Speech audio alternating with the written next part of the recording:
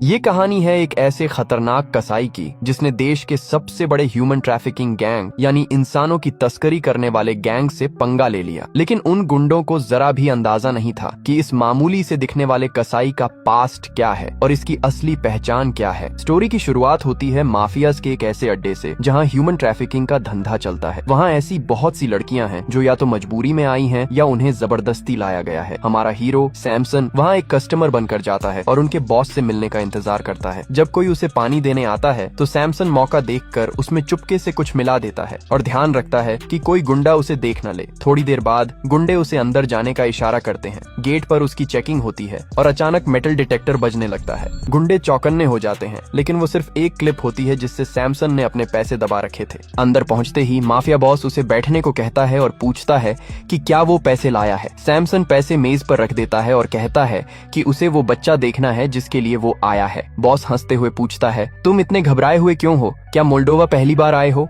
सैमसन जवाब देता है, हाँ, और घबराहट इसलिए है क्योंकि 1 घंटे के लिए तुम बहुत ज्यादा पैसे चार्ज कर रहे हो। तभी गुंडे विक्टर नाम के एक छोटे लड़के को लेकर आते हैं। सैमसन उस बच्चे के पास जाने ही वाला होता है कि तभी माफिया बॉस का फोन बज उठता है। फोन पर बात करते ही बॉस के चेहरे सूख जाते हैं। वो तुरंत अपने लड़कों को बोलता है कि बच्चे को वापस कमरे में ले जाओ। वो सैमसन से कहता है, मेरे दोस्त पूरी दुनिया में फैले हैं, यहाँ तक कि उस बच्चे के गाँव में भी। मेरे एक दोस्त ने बताया है कि बच्चे की माँ ने किसी को उसे छुड़ाने के लिए भेजा है। जब सैमसन को लगता है कि उसका प्लान फ्लॉप हो गया है तो वो पैसे देकर मामला खत्म करने की कोशिश करता है, लेकिन माफिया बॉस नहीं मानता क्योंकि अब सैमसन उन सबके चेहरे देख चुका था। अब शुरू होता है असली एक्शन। सैमसन ने जो पानी में मिलाया था वो दरअसल एसिड था। वो उसे पीछे खड़े गुंडे के चेहरे पर फेंक देता है जो उसका गला घोंटने वाला था। फिर सैमसन मेज से चाकू उठाता है और एक एक करके सबको ढेर करने लगता है। उसका चाकू चलाने का अंदाज इतना खतरनाक है कि बंदूक वाले गुंडे भी उसके सामने नहीं टिक पाते। अंदर सबको खत्म करने के बाद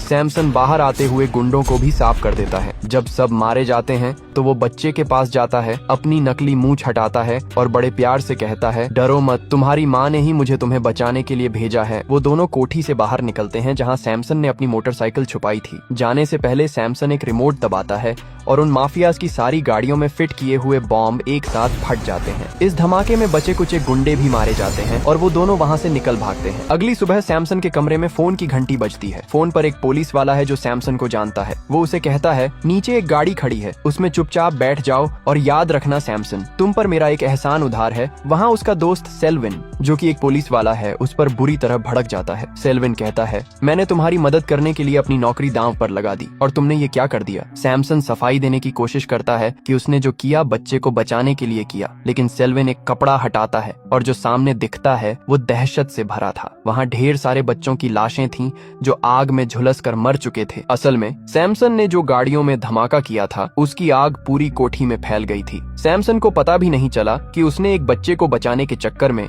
उन दर्जनों मासूम बच्चों की जान ले ली जो वहाँ कैद थे। ये देखकर सैमसन के होश उड़ जाते हैं। वो सदमे में चला जाता है। सेल्विन उसे झाड़ते हुए कहता है, तुम एक फौजी हो, पुलिस वाले नहीं, और ये अफगानिस्तान नहीं है जहाँ तुम कहीं भी बॉम्ब फोड़ दो। मैं तुम्हें जेल तो नहीं भेज रहा हूँ, लेकिन एक एहसान करो, ये काम छोड़ दो। तुम मीट बेचने का काम करते हो वही करो, ये सब पुलिस पर छोड़ दो। सैमसन टूटे हुए दिल के साथ वहाँ से चला जाता है। इस हादसे के 6 महीने बाद कहानी में एक नए परिवार की एंट्री होती है। अमेरिका से एक मशहूर MMA फाइटर एंड्रू फेडन अपनी पत्नी मोनिका और बेटी बेकी के साथ मोल्डोवा आता है। एंड्रू यहाँ एक फाइट के लिए आया है। एंड्रू अपनी बेटी बेकी की तस्वीरें खींच रहा होता है, लेकिन वो इस बात से बिल्कुल अनजान है कि एमिली नाम की एक औरत चुपके से बेकी पर नजर रखे हुए है और उसकी फोटोज ले रही है। जैसे ही एंड्रू का परिवार गाड़ी में बैठकर होटल के लिए निकलता है, एमिली उनकी गाड़ी का नंबर प्लेट नोट कर लेती है और तुरंत किसी को फोन लगाती है।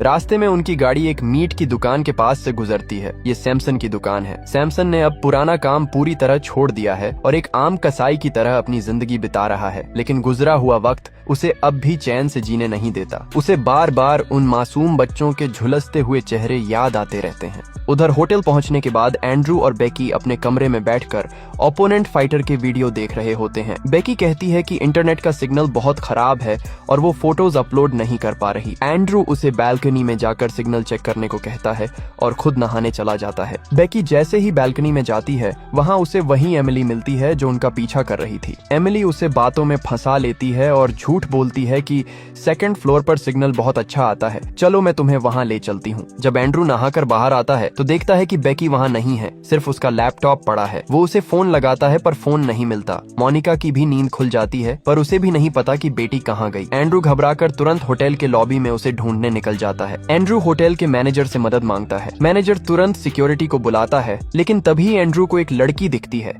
जो बिल्कुल बेकी जैसी लग रही थी। वो तेजी से उसके पीछे भागता है पर अफसोस वो कोई और थी। एंड्रू पूरे इलाके में भटकता है, गली गली छान मारता है पर बेकी का कहीं कोई सुराग नहीं मिलता। इधर मोल्डोवा की पुलिस हरकत में आती है और हर उस जगह छापेमारी करती है जहां ह्यूमन ट्रैफिकिंग का धंधा चलता है। होटल के सीसीटीवी फुटेज भी चेक किए जाते हैं पर सब बेफायदा। ये खबर आग की तरह फैल जाती है। हर न्यूज चैनल पर बस यही चलता है, एक्स MMA वर्ल्ड चैंपियन की बेटी गायब। सैमसन भी अपनी दुकान पर बैठा टीवी पर ये खबर देखता है। कुछ ही देर बाद एंड्रयू और मोनिका भटकते हुए सैमसन की मीट शॉप पर पहुंचते हैं। एंड्रयू कहता है, हमें अमेरिकन एम्बेसी के एक बंदे ने बताया है कि यहाँ एक सैमसन नाम का आदमी रहता है जो हमारी बेटी को ढूंढ सकता है। लेकिन सैमसन, जो अपने अतीत से पीछा छुड़ाना चाहता है, झूठ बोल देता है। जिसे आप ढूंढ रहे हैं वो सैमसन मर चुका है। वो दोनों जाने के लिए मुड़ते हैं, लेकिन मोनिका, जो खुद मिलिट्री में रह चुकी है, उसकी नजर सैमसन की पीठ पर बने एक खास टैटू पर पड़ती है। वो तुरंत समझ जाती है कि ये कोई आम कसाई नहीं बल्कि एक एक्स सोल्जर है। वो समझ जाती है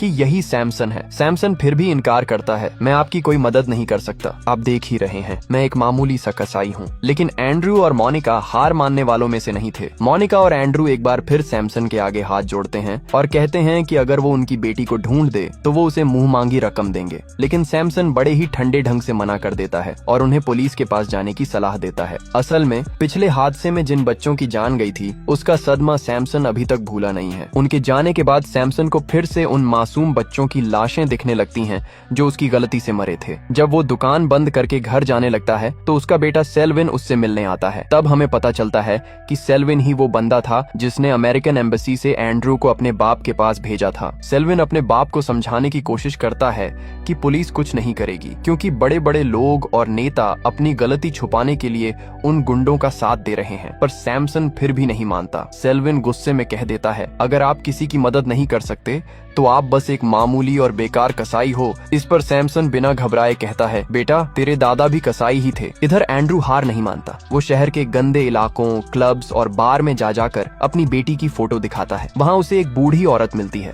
जो कहती है कि उसके पास खबर है, लेकिन बदले में पैसे मांगती है। पैसा लेकर वो एक बार की तरफ इशारा करती है। एंड्रयू बिना सोचे अंदर घुस जाता है पर ढूंढने पर पता चलता है कि वो औरत पागल थी और सिर्फ पैसे चुराने के लिए झूठ बोल रही थी। जब एंड्रयू वहाँ से निकलने लगता है तो कुछ शराबी गुंडे उसका मजाक उड़ाते हैं। वो कहते हैं, तूने ही अपनी बेटी को पैसों के लिए बेच दिया होगा। यहाँ के माँ बाप अक्सर ऐसा ही करते हैं। ये सुनते ही एंड्रयू का खून खौल उठता है। बार का गार्ड उसे रोकने आता है। एंड्रयू गुस्से में गार्ड को एक जोरदार एल्बो मारता है और उन सब गुंडों पर टूट पड़ता है जो उसका मजाक उड़ा रहे थे। हालांकि वो एक प्रोफेशनल MMA फाइटर है, लेकिन अकेले इतने सारे लोगों का मुकाबला करना मुश्किल हो जाता है। गुंडे उसे घेर लेते हैं और बुरी तरह पीटने लगते हैं। एंड्रयू बेहोश होने की हालत में आ जाता है। तभी अचानक बार की सारी लाइट गुल हो जाती है। सब हैरान परेशान होते हैं। तभी अंधेरे से एक अनजान शख्स निकलता है। वो अपनी नाइट विजन गॉगल्स यानी अंधेरे में देखने वाला चश्मा पहनकर लोहे की रॉड से एक एक करके गुंडों को ढेर करने लगता है। वो कोई और नहीं बल्कि सैमसन है। असल में सैमसन घर पर बैठकर पुरानी यादों और शराब में डूबा हुआ था, पर आखिरकार उसका अंतरात्मा जाग उठता है और वो एंड्रयू की मदद करने का फैसला कर लेता है। सैमसन एंड्रयू को बचाकर अपनी मीट शॉप पर ले जाता है और उसके जख्मों पर पट्टी करता है। एंड्रयू पूछता है, तुमने मुझे ढूंढा कैसे? सैमसन ठंडा सा जवाब देता है, लोगों को ढूंढना मेरा काम है और इस इलाके में एक लंबे चौड़े अमेरिकन को ढूंढना कोई बड़ी बात नहीं। अगली सुबह एंड्रयू और मोनिका पुलिस वाले सेल्विन से मिलते हैं। सेल्विन बताता है कि उन्हें एक सुराग मिला है। उन गुंडों ने शायद बेकी को एक एम्बुलेंस में डालकर किडनैप किया था। उन्होंने बेकी के बाल रंग दिए थे ताकि वो कोई बूढ़ी औरत लगे, इसलिए होटल वालों को शक नहीं हुआ। मोनिका ये सुनकर भड़क जाती है क्योंकि 2 दिन बीत चुके हैं और पुलिस के हाथ कुछ खास नहीं लगा। सेल्विन उन्हें समझाता है कि उन्होंने सैमसन को हायर करके गलती की है। वो बताता है कि सैमसन एक भेड़िया है, कोई डिटेक्टिव नहीं। उसकी पिछली गलती की वजह से बेकी की उम्र के 4 मासूम बच्चे जिंदा जल गए थे। सेल्विन चाहता था कि वो दोनों सिर्फ पुलिस पर भरोसा रखें। वो मानता था कि भले ही पुलिस थोड़ा वक्त ले रही है पर वो कानून के हिसाब से काम कर रहे हैं। लेकिन उधर सैमसन ने अपने ढंग से कार्रवाई शुरू कर दी थी। उसी रात सैमसन शहर के सबसे बड़े और ताकतवर माफिया बिजनेसमैन बोगडानोव के ठिकाने पर पहुंचता है। सैमसन एक डिलीवरी बॉय का भेस बनाकर वहां जाता है। जैसे ही गार्ड साइन करने के लिए झुकता है, सैमसन अपनी पेन में छुपी हुई जहरीली सुई उसकी गर्दन में चुभा देता है और वो वहीं ढेर हो जाता है। सीसीटीवी देख रहे गार्ड को कुछ गड़बड़ लगती है और वो सबको अलर्ट कर देता है। तभी एक गाड़ी तेजी से अंदर घुसती है। गुंडे उस गाड़ी पर तड़ातड़ फायरिंग कर देते हैं, लेकिन जब गाड़ी रुकती है तो पता चलता है कि वो खाली थी। सैमसन ने उस गाड़ी को सिर्फ एक धोखे की तरह इस्तेमाल किया था और वो खुद पीछे के रास्ते से अंदर घुस चुका था। सैमसन अंदर जाकर सीसीटीवी वाले गार्ड को एक बॉम्ब के साथ बांध देता है। जब बाकी गुंडे वहां पहुंचते हैं तो धमाका होता है और सब भटक जाते हैं। इसी बीच सैमसन एक बेहोशी वाला धुआं छोड़कर बोगडानोव को पकड़ लेता है। जब बोगडानोव की आंख खुलती है, वो एक बिस्तर पर बंधा हुआ था। सैमसन ने उसके पेट पर चाकू से एक नाम खोद दिया था, बेकी। सैमसन चिल्लाकर पूछता है, लड़की कहाँ है? बोगडानोव झूठ बोलता है कि उसे कुछ नहीं पता और शायद ये किसी रशियन गैंग का काम है, लेकिन सैमसन उसे धमकी देता है, मुझे फर्क नहीं पड़ता किसने किया है, तुम अपनी ताकत का इस्तेमाल करो और कल तक वो लड़की उसके माँ बाप के पास होनी चाहिए, वरना अगली बार मैं तुम्हें जिंदा नहीं छोड़ूंगा। सैमसन वहाँ से निकल जाता है, लेकिन वो गया नहीं था। वो चुपके से बोगडानोव की बातें सुन रहा होता है। जैसे ही सैमसन जाता है, बोगडानोव तुरंत अपने आदमियों को फोन करता है और गुस्से में कहता है, उस लड़की बेकी और उसे उठाने वाली एमिली दोनों को खत्म कर दो, मामला अब बहुत बिगड़ चुका है। ये सुनते ही सैमसन को कंफर्म हो जाता है कि बोगडानोव झूठ बोल रहा था। वो तुरंत बोगडानोव का फोन हैक कर लेता है। सैमसन को बोगडानोव के फोन से एकी नाम के किसी आदमी का नंबर मिलता है। वो तुरंत अपने बेटे सेल्विन को फोन करता है और उस नंबर की डिटेल्स निकालने को कहता है। सैमसन उसे ये भी कहता है, मैं वापस मैदान में उतर चुका हूँ, जैसा तुम चाहते थे। दूसरी तरफ वास नाम का एक गुंडा एमिली के घर पहुँचता है। उसके हाथ में एक आरी और पेट्रोल होता है। वो एमिली से कहता है कि उस अमेरिकन लड़की को बेचने का प्लान कैंसिल हो गया है, बोगडानोव ने उसे खत्म करने का ऑर्डर दिया है। एमिली भड़क जाती है। वो कहती है कि ये उनके लिए बहुत बड़े पैसों का सवाल है और बोगडानोव डरपोक हो गया है। वास को गुस्सा आ जाता है और वो वहीं एमिली और उसके बॉयफ्रेंड को गोली मार देता है। फिर वो पेट्रोल लेकर बाथरूम की तरफ बढ़ता है जहाँ बेकी कैद थी। थोड़ी देर बाद सैमसन और पुलिस वाले सेल्विन मौके पर पहुंचते हैं। वहां उन्हें एक जली हुई लाश मिलती है। लाश की हालत इतनी खराब थी कि पहचानना मुश्किल था, लेकिन उसके हाथ में बिल्कुल बेकी जैसा ब्रेसलेट था। पुलिस को शक होता है कि ये बेकी ही है। सब लोग हॉस्पिटल पहुंचते हैं जहां एंड्रू और मोनिका डीएनए रिपोर्ट का इंतजार कर रहे होते हैं। जब डॉक्टर बाहर आता है तो वो वही खबर देता है जिसका सबको डर था, वो लाश बेकी की ही है। ये सुनते ही मोनिका टूट जाती है और जमीन पर गिर पड़ती है। एंड्रू का दिल छलनी हो जाता है। गुस्से और दुख में मोनिका सैमसन के पास जाती है और उसे एक जोरदार थप्पड़ मारती है। उसे लगता है कि सैमसन की वजह से ही उनकी बेटी की जान गई है। फिर सब वहाँ से चले जाते हैं। सिर्फ सैमसन का बेटा सेल्विन वहाँ रुकता है और अपने बाप को हिम्मत देता है कि ये उनकी गलती नहीं थी। अगली सुबह एंड्रू और मोनिका टूट चुके हैं और अमेरिका वापस जाने की तैयारी करते हैं। उधर सैमसन अपनी दुकान पर अकेला बैठा गम और पछतावे में डूबा हुआ है। सेल्विन उसे फिर से समझाने की कोशिश करता है, पर दोनों बाप बेटे में बहस हो जाती है। सैमसन गुस्से में उसे भगा देता है और पीछे बैठकर खूब शराब पीने लगता है। उसे पुरानी यादों के दर्दनाक साए फिर से दिखने लगते हैं और वो नशे में वहीं गिर जाता है। जब सैमसन की आंख खुलती है तो देखता है कि बोगडानोव अपने गुंडों के साथ वहां पहुंच गया है। बोगडानोव बदला लेना चाहता है क्योंकि सैमसन ने उसके घर घुसकर उसे डराया था और उसके आधे गुंडों को मार दिया था। सैमसन टूट चुका है। वो कहता है, मुझे मार डालो, मैं मरने के लिए तैयार हूँ। लेकिन बोगडानोव उसे इतनी आसानी से मरने नहीं देना चाहता। वो उसे तड़पाना चाहता है। उसके गुंडे सैमसन को लोहे की जंजीरों और कोड़ों से बुरी तरह पीटने लगते हैं, लेकिन इस दर्द के बीच सैमसन का दिमाग अचानक चलने लगता है। वो सारी कड़ियों को जोड़ता है और उसे समझ आता है कि कुछ तो गड़बड़ है, ये सब एक दिखावा हो सकता है। सैमसन का लड़ाकू मिजाज वापस लौट आता है। वो पलटवार करता है और गुंडों से भिड़ जाता है। एक गुंडा उस पर गोली चलाने ही वाला होता है कि तभी सेल्विन, जो अपने बाप की फिक्र में वापस आया था, वहां पहुंचकर उस गुंडे को मार देता है और अपने बाप की जान बचा लेता है। सैमसन तुरंत बंदूक उठाता है और बाकी गुंडों के साथ साथ बोगडानोव को भी खत्म कर देता है। अब सैमसन के दिमाग में एक ही बात घूम रही है। वो तुरंत बेकी की पुरानी फोटोज निकालता है और उसके हाथ में पहने हुए ब्रेसलेट को गौर से देखने लगता है। सैमसन जब बेकी की फोटोज को ध्यान से देखता है तो उसे एक बहुत बड़ी बात समझ आती है। बेकी ने वो ब्रेसलेट हमेशा अपने दाएं यानी राइट हाथ में पहना था, लेकिन जो लाश मिली थी उसके बाएं हाथ में ब्रेसलेट था। सैमसन समझ जाता है कि वो लाश बेकी की नहीं थी, बल्कि ये सब एक सोची समझी साजिश थी। वो और उसका बेटा तुरंत एयरपोर्ट भागते हैं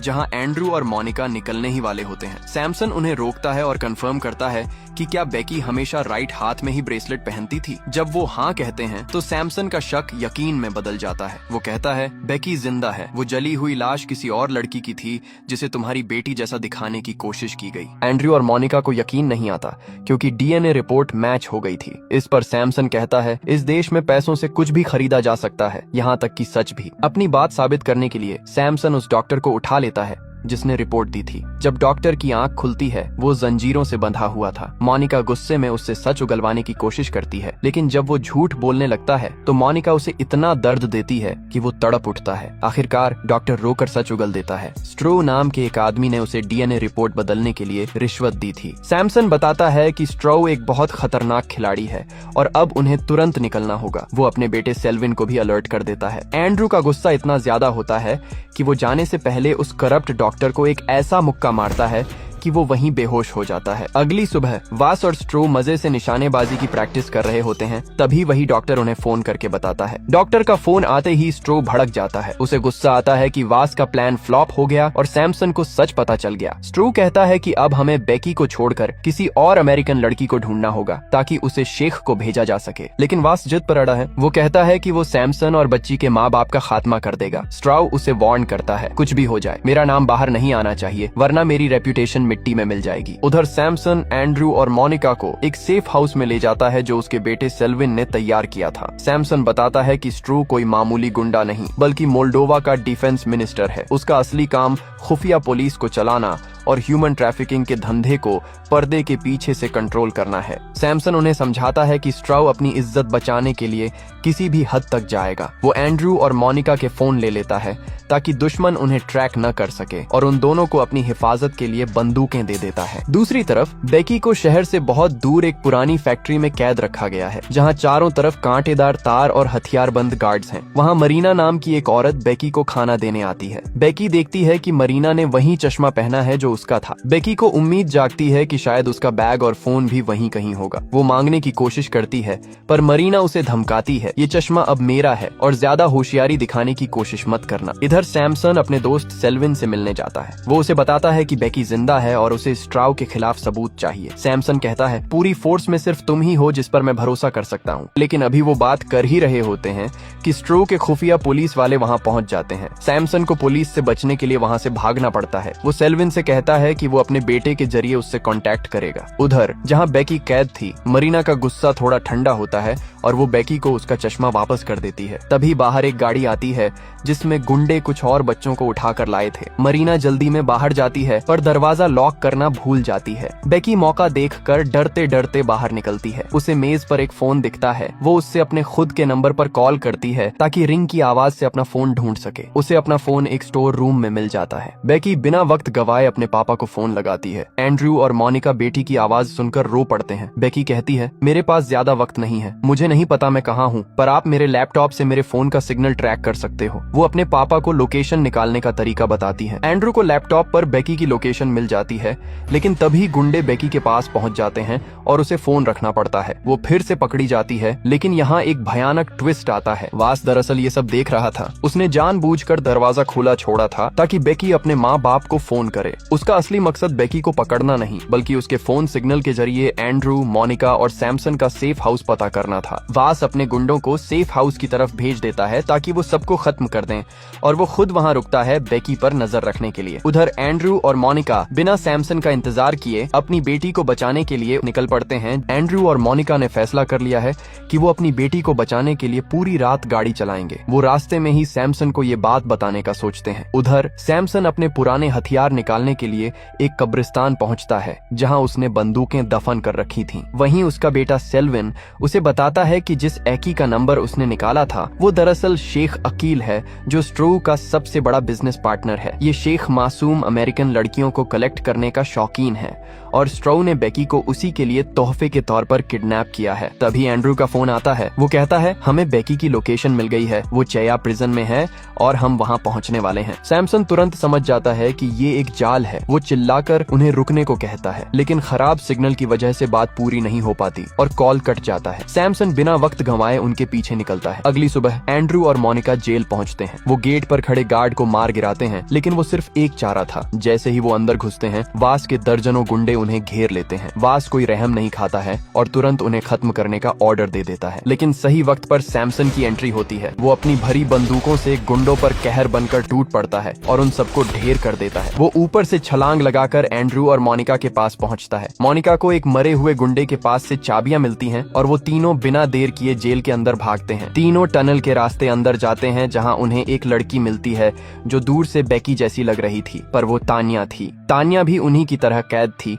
और वो उनसे मदद मांगती है। मोनिका तुरंत उसकी हथकड़ियां खोल देती है और तान्या उन्हें बेकी का रास्ता दिखाने लगती है। इधर वास का गुस्सा 7वें आसमान पर पहुंच जाता है। उसे उम्मीद नहीं थी कि एंड्रू और मोनिका इतनी दूर तक पहुंच जाएंगे, और ये तो उसने सपने में भी नहीं सोचा था कि वो कसाई यानी सैमसन भी उनके साथ होगा। ऊपर से उन्होंने तान्या को छुड़ा लिया था, जो वास के लिए पैसा कमाने का एक बड़ा जरिया थी। वो अपने गुंडों को चिल्लाकर ऑर्डर देता है कि उन तीनों को मार डालो और तान्या को वापस लेकर आओ। रास्ते में गुंडे उन पर तड़ातड़ फायरिंग शुरू कर देते हैं, जिस वजह से वो आगे नहीं बढ़ पा रहे थे। तभी सैमसन अपना दिमाग चलाता है और एक स्मोक बॉम्ब फेंकता है। धुएं का फायदा उठाकर वो उन सब गुंडों को ढेर कर देता है। वास सीसीटीवी पर ये सब देखकर पागल हो रहा था। वो अपने बाकी बचे गुंडों को गाड़ियों में भेजता है ताकि वो सैमसन को घेर सकें, लेकिन सैमसन भी पूरी तैयारी से आया था। वो अपने बैग से एक बजूका निकालता है और सामने आती हुई गाड़ी को उड़ा देता है। एंड्रू और मोनिका भी पीछे नहीं रहते और बाकी बची गाड़ियों पर ग्रेनेड फेंकने लगते हैं। इसी बीच स्ट्रो की हालत खराब हो रही है। यूएस सरकार का दबाव बढ़ रहा है और पुलिस उसकी जांच कर रही है। वो वास को फोन करके धमकी देता है, तुम्हारे पास सिर्फ 1 घंटा है, अगर तुमने उन्हें नहीं रोका तो मैं खुद मैदान में उतरूंगा और सबको खत्म कर दूंगा। स्ट्रो की धमकी ने वास की हालत खराब कर दी है। अब उसके पास सिर्फ 1 घंटा बचा है,